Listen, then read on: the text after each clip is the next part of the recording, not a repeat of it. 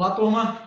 Vamos lá, vamos continuar nossa conversa a respeito da célula, nosso início da análise da citologia. A gente que já viu uma parte introdutória lá a respeito da origem da citologia, da estrutura do microscópio, como é que a gente faz para ter pelo menos uma base de percepção das células, tá? De uma forma mais simples, de uma forma mais rebuscada. A forma mais simples seria a presença e a utilização de um microscópio óptico, e a rebuscada, aquela que a gente chama de microscópio eletrônico, né? Aquela que vai dar um aumento bem gigantesco, com uma precisão de informações bem maiores. No caso do microscópio óptico, utilizando a luz, e o microscópio eletrônico utilizando feixe dielétrico para varrer ou atravessar a estrutura, que em ambas as condições elas têm que ser muito fininhas para poder o material utilizado, a energia luminosa ou o feixe dielétrico, para poder chegar e analisar e identificar o material que a gente está tentando observar. Alguns materiais precisam de coloração artificial, porque grande parte das estruturas celulares elas são tão finas que se tornam transparentes, então a gente não teria condições de ver, mas algumas outras estruturas elas têm já uma pigmentação própria, como no caso dos cloroplastos, que a gente vai ver na aula de hoje. Então, eu comentei com vocês a respeito dos envoltórios celulares, a parede celular. Vou falar sobre ela mais tarde, que eu vou comentar a respeito da célula vegetal. No entanto, eu comentei a estrutura da membrana, a função da membrana, como é que ela está composta, quais são os componentes, evidentemente, dela, que fazem com que ela tenha aquela função específica, né, de dar formato para a célula, regular a entrada e saída de substância, tendo aquela propriedade chamada de permeabilidade seletiva. Dentro desse contexto, então, a gente analisou os processos de transporte pela membrana. Se vocês não viram o vídeo anterior, tem que dar uma olhadinha porque foram comentados nas aulas anteriores. Transporte pela membrana, osmose, difusão facilitada, difusão simples, transporte ativo, as endocitoses, que são fagocitose, pinocitose, exocitose e, dentro da exocitose, plasmocitose e secreção. Então, tudo isso a gente fez um comentário prévio. Começamos a avaliar a estrutura interna do citoplasma. Então, o citoplasma, que é o local onde basicamente vai acontecer quase todas as reações químicas que fazem com que a célula tenha a possibilidade de sobreviver, de desenvolver as funções, chamadas funções vitais, exceto a de reprodução, que precisa do material genético, que no nosso caso, na nossa célula eucariótica, que é essa que a gente está analisando, ela está no núcleo, está bem guardada numa organela específica, uma membrana nuclear protegendo, segurando, mantendo ele basicamente no centro, grande parte das células no centro, que tem DNA, tem proteínas, tem RNA, tem uma parte mais líquida que a gente chama de nucleoplasma. Enfim, é uma coisa muito parecida com o que tem no citoplasma, tá? Em termos de componente diluído. Agora, as organelas que desempenham funções diversificadas, elas vão estar no citoplasma. Então, membrana regulando a entrada e saída de substância, limitando o que é a célula, permitindo com que ela tenha um formato específico. O núcleo, responsável pelo controle das informações, porque ele vai conter o DNA que é responsável pela síntese de proteína, que a gente já comentou na aula anterior. E aí a gente vai para o citoplasma, que ele tem que manter aquela membrana mais distanciada do núcleo. Não é só o líquido que vai fazer isso. Tá? O líquido está lá no hialoplasma, tá? Que é a parte líquida do citoplasma. Precisa de um esqueleto, tá? De uma estrutura esquelética. E esse esqueleto, aí quando a gente coloca esqueleto, a rapaziada imagina que é como o osso da gente, tá? Com articulações, não. O esqueleto tem uma função de sustentação. Então, ele tem que dar sustentabilidade à membrana. Então, essa membrana que ela é sustentada, ela é sustentada por um esqueleto, que é um citoesqueleto, que é formado por microtúbulos, filamentos intermediários e microfilamentos. Os microfilamentos, que são de uma proteína chamada actina, com capacidade de contrair, por isso que esses microfilamentos são importantes para dar mobilidade à estrutura celular, para que desenvolva, por exemplo, o movimento pseudópodes, o movimento ameboide e a ciclose, que é o movimento circular das organelas ao redor do núcleo. Tá, gente? Então, a gente tem citoesqueleto com microfilamentos, microtúbulos e filamentos intermediários. Aí, eu comentei esses microtúbulos porque eles são importantes para formar uma organela celular que fica no centro celular, centrosomo ou centrocelular, que é o par de centríolos.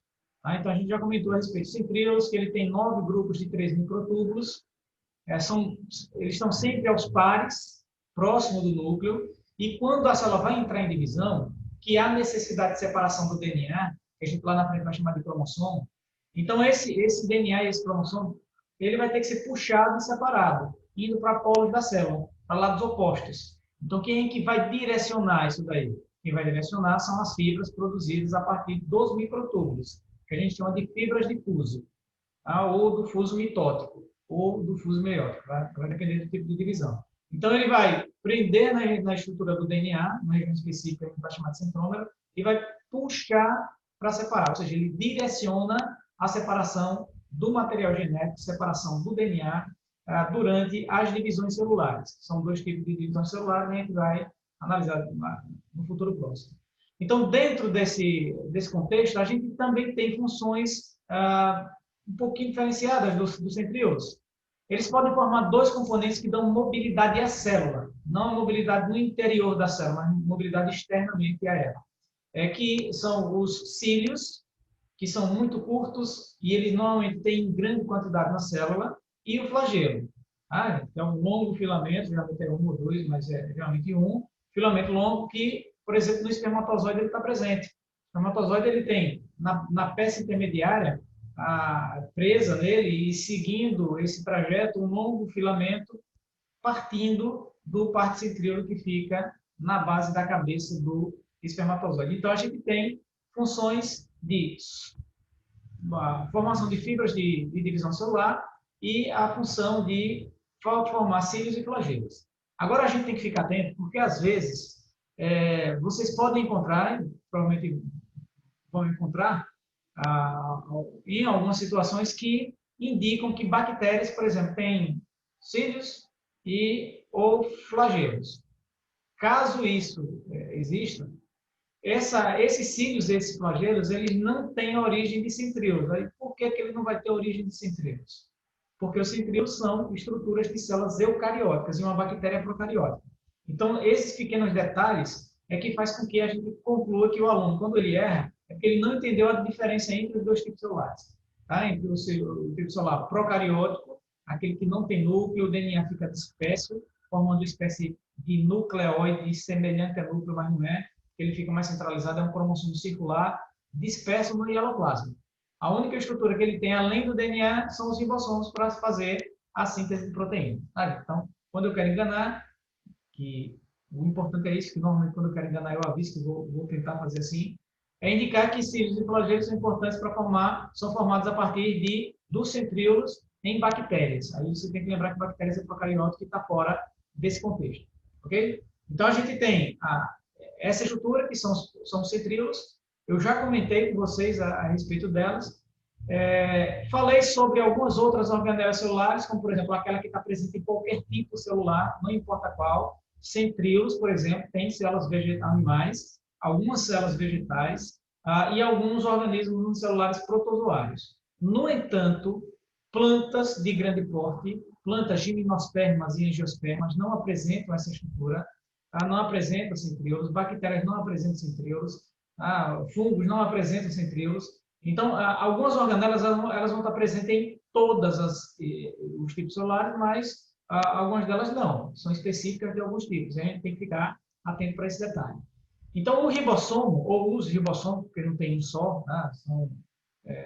São muitos dispersos na célula, a função deles é fazer aquela leitura que o DNA transfere, com uma molécula chamada de RNA, certo? DNA transfere informação para o RNA, que vai dizer o tipo de proteína que tem que ser produzida. Então, a função do ribossomo é produzir proteínas. Independente de qualquer célula, não importa se é uma célula procariótica ou eucariótica, tem que ter proteínas produzidas, senão não funciona. Tá? A célula não tem atividade. São os trabalhadores da célula. Se não tiver o trabalhador, então aquela estrutura toda ela não é, de forma nenhuma, mantida.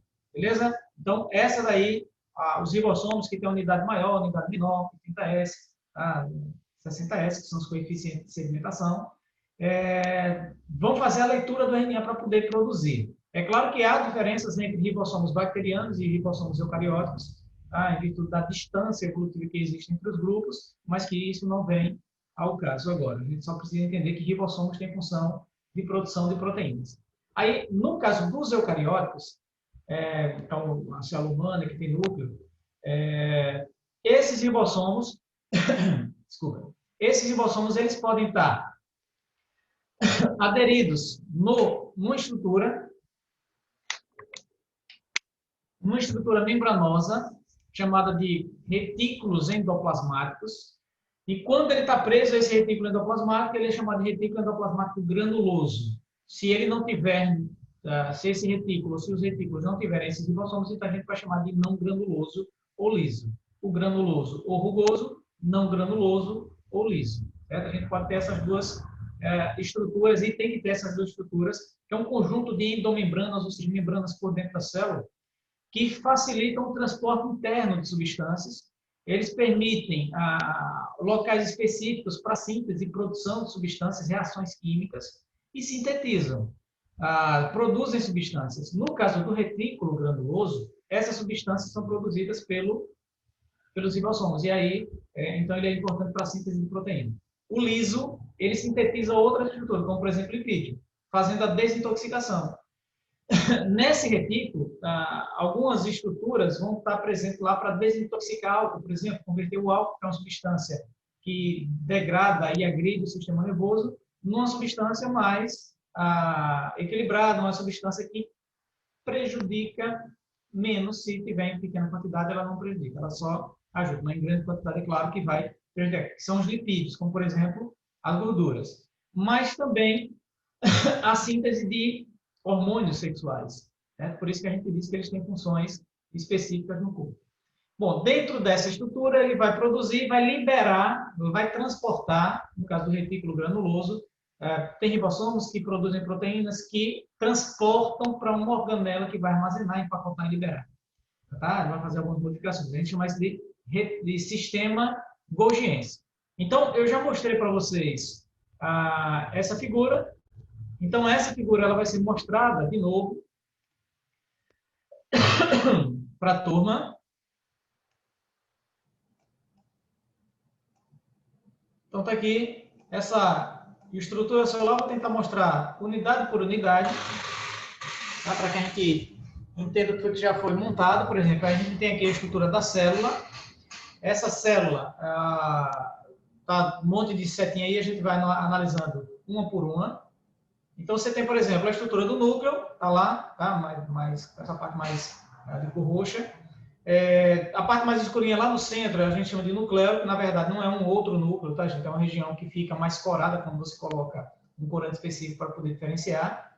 A gente tem o particentríolos, tá? Que a gente já comentou na aula anterior, ele fica lá no centro celular, aqui está no núcleo, próximo do núcleo, centrossomo, centro celular. Os ribossomos, que a função dele é de síntese de proteínas. E esses ribossomos, eles podem estar espalhados, tá vendo, um monte de pontinhos espalhado no citoplasma, ou aderido ao retículo endoplasmático granuloso, que transporta substâncias, é meio para reações e sintetiza principalmente proteínas. O retículo liso, ele tem ou não granuloso, ele tem um aspecto mais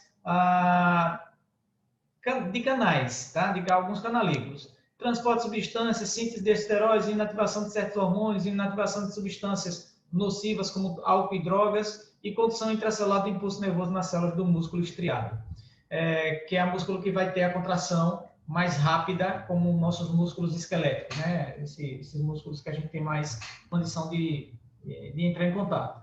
Então, essas estruturas aqui a gente já comentou. Lembrando que quando o retículo granuloso libera essa substância, ele tem que levar para outra organela. Nesse caso, ele transporta, gente, saindo vesículas membranosas, tá? Algumas como se fossem pequenas bolsas de membrana. Elas produz, essa pequena bolsa se destaca e cola no retículo, no sistema Golgiense.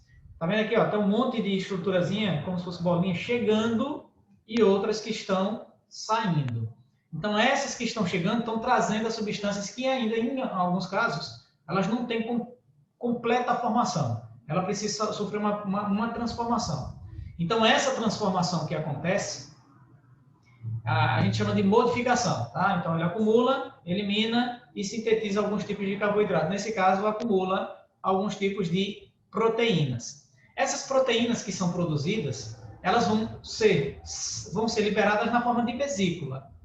Geralmente são proteínas que têm função enzimática, que se ficar no citoplasma, eles vão provocar algum tipo de prejuízo, como, por exemplo, as enzimas digestivas, tá? Porque a enzima digestiva digere qualquer coisa. Tá? Se tiver no citoplasma, ela vai digerir o que tiver lá. Então, ele fica guardado, isolado, para depois ser liberado, ou ficar na célula, ou ser liberado para fora do corpo. Quando é uma proteína, por exemplo, com função hormonal, ela tem que ser secretada, ela tem que ser jogada na corrente sanguínea. Então, como é que ela é jogada? A vesícula é liberada do sistema Golgiense, ela vai lá para a membrana, e da membrana ela joga esse material para fora. Tá? Ele faz um transporte também no interior. Então, quando a gente observa essas estruturas, essas bolinhas aqui, esses círculos, é que eles estão trazendo ou liberando a substância que já foi produzida. Quando essas vesículas ficam no próprio citoplasma, dependendo do tipo de proteína que ela tenha, a gente vai ter um nome específico para ele. Por exemplo, a gente pode ter o lisossomo, que vai ter a função de digestão intracelular, e a gente pode ter o peroxissomo, que tem a função de desintoxicação, degradando a água oxigenada e o álcool, por exemplo. Certo? Então, são duas estruturas que agem no citoplasma, não especificamente em um outro organelo, mas no próprio citoplasma, que olhando a estrutura não dá para diferenciar. Consegue destacar o que é retículo granuloso, o que é liso, o que é núcleo, o que é mitocôndria, o que é centríolo, o que é ribossomo, mas não dá para identificar dessas duas estruturas, tá, gente? Só se tiver um processo fazendo uma leitura, indicando que essa organela, por exemplo, está se ligando à outra, tá? Uma estrutura que foi englobada por uma célula, aí eu sei que é um lisossomo. Tá? Mas tem que ter um processo para a gente poder fazer a leitura. Olhando a figura como ela está, estática, não dá para diferenciar. Que é importante também que a gente observe as estruturas e guarde essas informações de imagem para poder interpretar melhor as informações que a gente vem, vai ver um pouco mais na frente. Então, você tem lá a função do peroxissomo, degradação, ele contém enzimas como as catalases, um exemplo dela é a peroxidase, tá? Porque a água oxigenada é chamada de peroxissomo, tá, gente? Ou peróxido de hidrogênio. Então, a peroxidase vai agir sobre o peróxido de hidrogênio, por exemplo, e aí vai degradar e transformar essa substância que não é boa. A água oxigenada não é um resíduo celular que atua como radical livre e aí provoca envelhecimento. É necessário que ele seja transformado em substâncias que não prejudiquem, como, por exemplo, a água e o oxigênio. E os lisossomos, eles vão digerir ou estruturas que estão na célula ou estruturas que vêm de fora. A gente vai entender daqui a pouquinho como são essas funções. A outra organela, que está aqui, ó, é a mitocôndria. A função dela é a respiração celular. Não mostra cloroplasto, é evidente que a gente está trabalhando com a célula animal. Tá? As células animais não têm cloroplasto, só em células vegetais. Então, quando a gente for avaliar a célula vegetal, aí eu mostro para vocês a estrutura da mitocôndria. A função dele, respiração celular, não é essa respiração pulmonar, tá, gente? É respiração celular. É aquela que vai pegar substâncias orgânicas e degradar, começa fora no citoplasma, mas termina na mitocôndria, fazer uma degradação para liberar energia armazenada nesse material. E aí, a função da respiração celular é a liberação de energia para as atividades celulares. Então, a gente pode entender que essas estruturas todas, elas têm funções específicas, mas elas não têm funções isoladas. Certo? Então, é importante que a gente sempre guarde isso daí, tenha essa informação sempre contida de que elas não são isoladas, tá? Que é uma coisa que eu costumo cobrar bem nas questões. Por exemplo, você tem aqui o ribossomo, que ele sintetiza a proteína, mas ele não sintetiza em qualquer lugar, ele pode sintetizar no retículo. O retículo que tem a função de transporte, então a substância produzida por ele é transportada para o sistema Golgiense. Esse sistema Golgiense, ele libera, acumula, como se fosse um caixa de supermercado. Recebe o produto, tá? Embala o produto e libera o pacotinho de acordo com o tipo de produto que você tenha. produtos de limpeza, produtos alimentícios, tá? Digamos que seja isso. Então, ele tem a função de liberar de acordo com as funções de cada uma delas. Então, vai sair um pacote de enzimas digestivas. Então, eu vou chamar isso daí de lisossomo. O lisossomo é originado do retículo do complexo golgiense. Assim como também o peroxissomo, quando tem substâncias desintoxicantes, enzimas desintoxicantes. Então, eles vão fazer digestão e tal, mas tudo isso daqui, gente, tudo isso, precisa de energia que é produzida a partir, ou liberada a partir da ação das mitocôndrias sobre o matéria orgânica. Tanto nesse sentido, quanto no processo de divisão celular também há uma necessidade de modificação de todo o esqueleto e as organelas sendo separadas durante a citocinese e a citocinese, no caso, né? Que a cariocinese será a divisão, né, a divisão do núcleo. Então, a gente tem essas informações. No entanto, a gente precisa destacar bem, por exemplo, essa função dos lisossomos. Eu disse para vocês, a função dos lisossomos é a digestão intracelular. Agora, como é que ele faz isso? Claro, as enzimas vão degradando, né? São enzimas hidrolíticas, elas vão quebrando as ligações das moléculas que ela entra em contato, e aí vai degradando como um todo. Então, ela pode digerir algo da própria célula, então a gente chama de função autofágica própria. Suponha que tem uma mitocôndria que já trabalhou demais. Tá? Mitocôndrias, assim que elas têm uma atividade excessiva, elas vão diminuindo a atividade e fica acumulado no citoplasma. É matéria, tá, gente? É matéria-prima para a construção celular. Então, o que é que vai acontecer? A própria célula digere e reutiliza esses materiais. Ou a célula chegou num período que não suporta mais e a célula morre. E aí ocorre uma digestão total da célula. Então, essa função autofágica, ela pode ser uma autofagia, que é quando você digere organelas envelhecidas e inativas, como no caso das mitocôndrias, ou ela pode ser uma função de autolise, ou autólise. Autolise. Lise é a digestão total, tá, gente? Então, uma digestão de toda a estrutura celular. Claro, se digerir a estrutura celular, o que acontece com ela? Ela morre, certo? Ou seja, digestão completa provoca morte celular. Existe um caso bem comum. A gente sabe que, por exemplo, nos sapos, né, o filhote, o ovo é lançado na água. O filhote, ele é uma larva, a gente chama de girino. Lá no sítio a gente chama de sapo de rabo. Então, esse girino, ele precisa sofrer uma metamorfose, uma mudança grande. Ele que tem respiração branquial e tem que ser pulmonar e depois cutânea. Ele que não tem pernas e depois tem que passar a ter pernas. E ele que tem cauda na fase jovem tem que perder essa cauda. Só que essa cauda também é considerada matéria-prima. Então, o que é que vai acontecendo com ela? Primeiro, ela acumula matéria orgânica, cresce e depois começa a ter a metamorfose. Só que metamorfose exige muito daquilo que ele assimilou, ou seja, do que ele tem armazenado para poder transformar em uma estrutura nova, em uma estrutura modificada. Então, o que é que acontece? Aquela estrutura que está lá na cauda, que não tem utilidade para ele na vida adulta, que ele não vai utilizar, então, aquele material ele é digerido, não é que a cauda quebra e cai. Ela vem sendo reduzida. Não sei se vocês já perceberam durante algum momento da vida de vocês, etapas, né? Não você ficar olhando o dia todo não dá, mas etapas da metamorfose você consegue enxergar. Lá na vida de sítio é bom por isso, porque a gente consegue ver toda essa condição, né? Então, você vai lá, vai diminuindo gradualmente, até que ela desaparece. Então, o que está acontecendo ali? Você tem um estágio de vida em que, no girino, a cauda ela vai sendo digerida pelas próprias células. Elas vão sofrendo digestão de autólise. Qual a importância disso? Reutilização. Ela vai reutilizando o material que ele foi digerido. Então, esse caso a gente chama de apoptose, ou morte celular programada na cauda de girinos. A outra função que os lisossomos desempenham, elas estão relacionadas com os processos de fagocitose e de pinocitose. Fagocitose, que engloba a forma de pseudópode, ela pega e joga para dentro, e pinocitose, que é o sólido diluído, ele vem e a membrana curva para dentro, é uma invaginação. Então, naqueles dois casos, na fagocitose, quando ocorre a cobertura do material a ser englobado por membrana, a gente chama aquilo dali de fagossomo.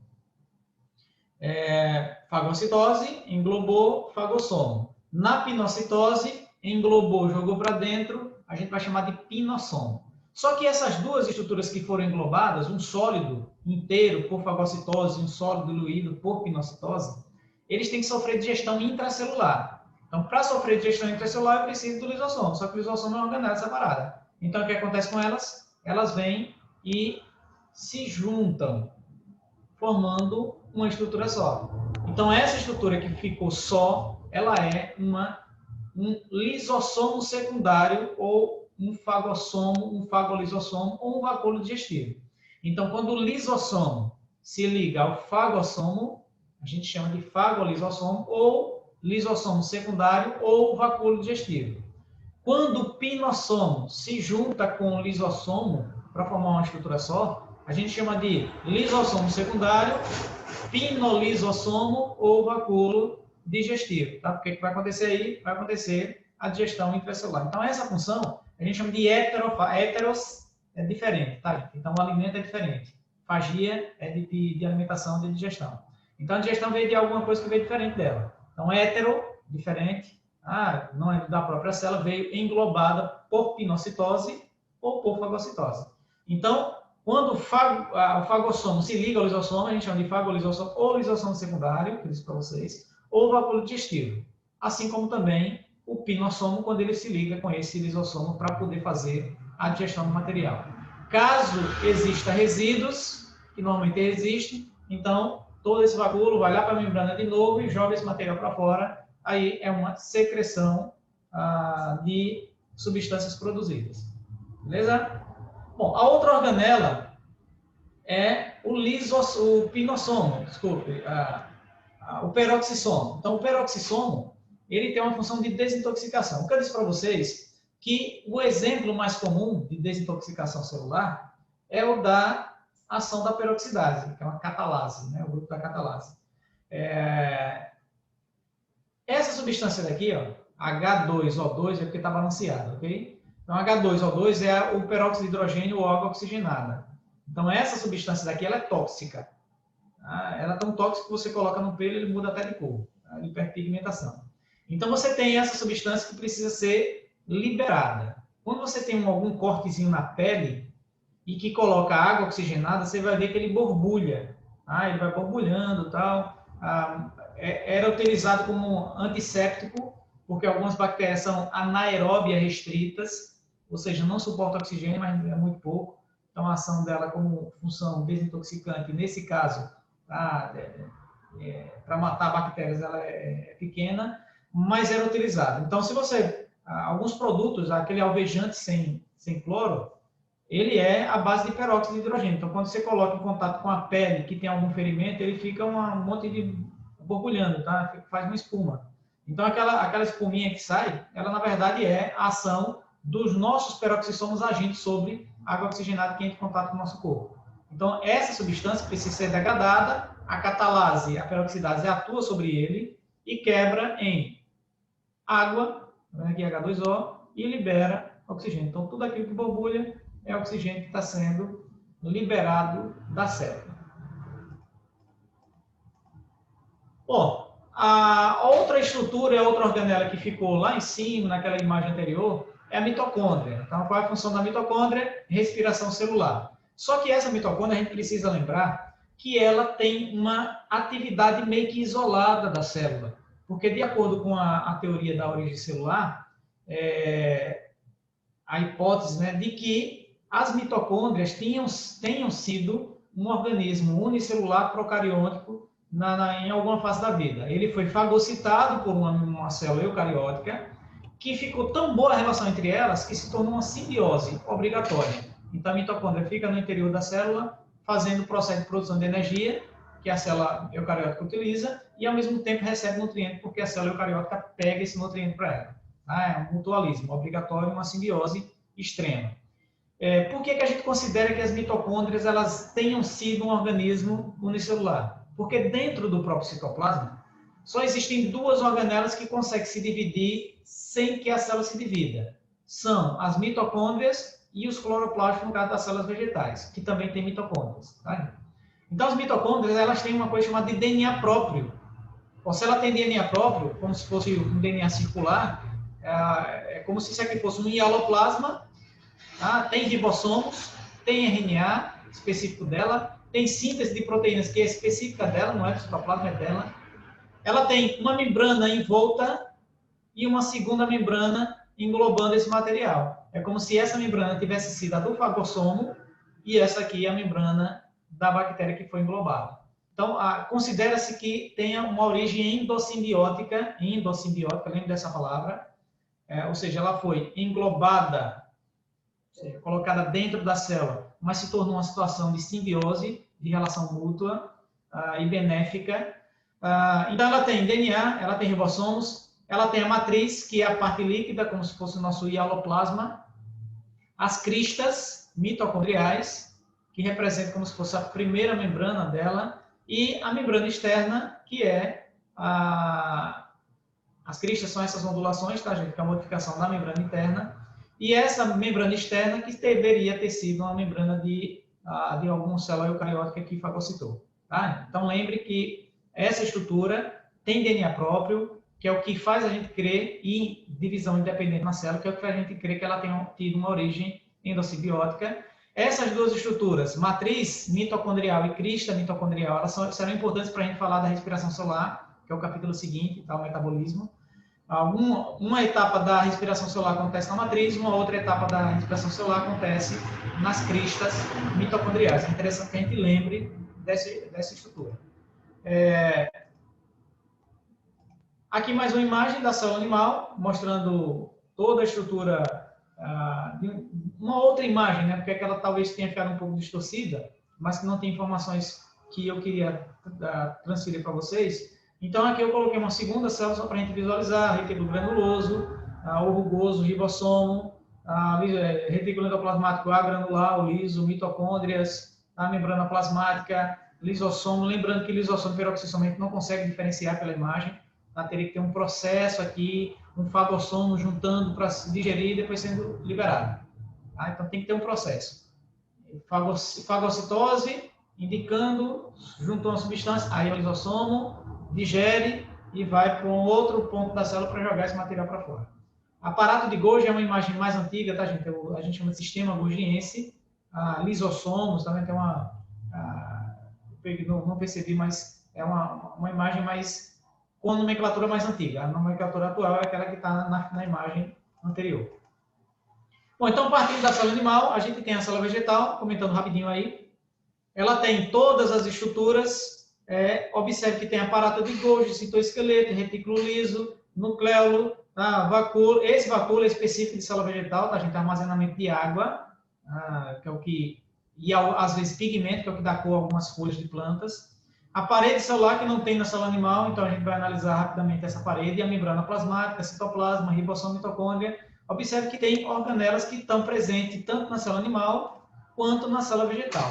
Agora, dessas organelas, os leucoplastos, os plastos, né, eles são diferenciados, que só tem nas células vegetais. O leucoplasto é aquele que não tem cor, a gente chama de amiloplasto, que armazena amido, a batata doce repleta. Lembrando que alguns amiloplastos, quando entram em contato com a luz solar, eles mudam de cor, porque eles se tornam cloroplastos, para poder fazer a produção da matéria orgânica. Proteinoplastos, que é aquele que sintetiza proteína, e elaioplastos, que é aquele que sintetiza lipídio, tá, gente? Esse daqui sintetiza lipídio. Então, amido, proteína e lipídio. Os cromoplastos, dos mais importantes, são os cloroplastos. Eles produzem pigmentação amarelada, alaranjada, avermelhada, dependendo da cor que o material tenha, é um tipo de caroteno diferente. Quando for verde, é porque tem clorofila, e aí a gente vai chamar de cloroplasto. Observe que o cloroplasto ele tem algumas estruturas que a gente chama de tilacoides. Ela tem uma parte líquida que a gente chama de estroma, que é como se fosse um citoplasma, um hialoplasma. Também tem DNA próprio, por isso que ele tem capacidade de divisão de forma independente. Ribossomos, cada pilha de tilacoide é um grânulo e o conjunto é um grana, certo? Esse tilacoide fica suspenso no que a gente chama de lamelas fotossintetizantes. Então, lamela com tilacoide, que é onde vão estar as clorofilas, e o estroma, que é a parte do citoplasma. Aqui são alguns grãos de amido em que a organela armazena para poder utilizar durante o seu desenvolvimento e sua atividade celular. Tá? Lembrando que também tem membrana interna, membrana externa, supondo uma origem endossimbiótica. E aí, a gente tem essa estrutura, que é uma célula de comparação. O que é que tem nas células animais e nas células vegetais em comum? Observe que tudo isso aqui está em comum. E o que é que só tem na célula animal? Esse vacúolo digestivo, tá, gente? Aqui é um vacúolo digestivo, que não tem na célula vegetal. Aqui é um centríolo. E a gente tem cloroplasto, parede celular e o vacúolo central, que esse daqui não tem em células animais, tá, gente? Porque ele tem especificamente a função de armazenamento de água. E aí, a gente tem, para finalizar, a estrutura da parede celular. A parede celular é sintetizada de próximo da membrana para fora, então tudo aquilo que fica próximo da parede a gente chama de primário. Ela forma uma base média. Essa base média é chamada de lamela média, tá vendo essa linhazinha daqui, ó? Aqui é uma célula, aqui é uma célula, aqui é a membrana da célula, aqui é a membrana da segunda célula. Entre elas tem uma linha, que é a lamela média de pectina, tá? Um tipo de proteína. E a célula vai produzindo a membrana, a parede celular próximo da lamela. Então, a parede primária ela fica próximo da lamela, e à medida em que a célula vai crescendo, ela vai enlarguecendo essa parede, produzindo mais celulose. E aí, a parede secundária ela fica mais próxima da membrana. É claro que a função de sustentação é grande, a função, porque a celulose é pouco decomposta pelos micro-organismos, mas elas não podem ficar isoladas. Tem que ter um canal que comunique as duas membranas direto. Então, esse canal protoplasmático é o que a gente chama de plasmodesmo. Comunica duas células vizinhas, permitindo a troca de substâncias. Tá, gente? Então, falei um pouquinho rápido dessa última parte agora, para poder não deixar tão longo mais do que o que já está esse vídeo, para não ficar tão mais cansativo do que vocês desejariam, certo? Então, a gente encerra aí essa etapa do citoplasma. Então, na próxima aula, a gente já tem outros tópicos para poder serem comentados, certo, gente? Então, agradeço a paciência de todos aqueles que assistiram. Tenham uma boa semana e até a próxima aula.